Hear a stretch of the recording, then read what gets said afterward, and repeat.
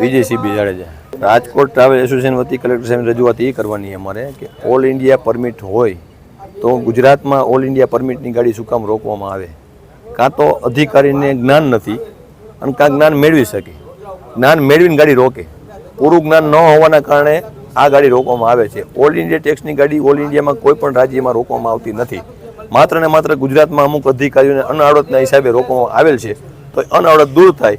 ગુજરાત સરકારને અમારી એટલી રજૂઆત કરે છે કે તહેવારના દિવસોમાં ટ્રાવેલ્સ લોકોને અને પેસેન્જરને હેરાનગતિ ન થાય માટે આનું લેસન કરી અને ન્યાય આપે અને તપાસ પૂરી કરી લે કે ઓલ ઇન્ડિયાની ગાડી ગુજરાતમાં ન રોકવી જોઈએ, એવું અમારું કહેવું છે.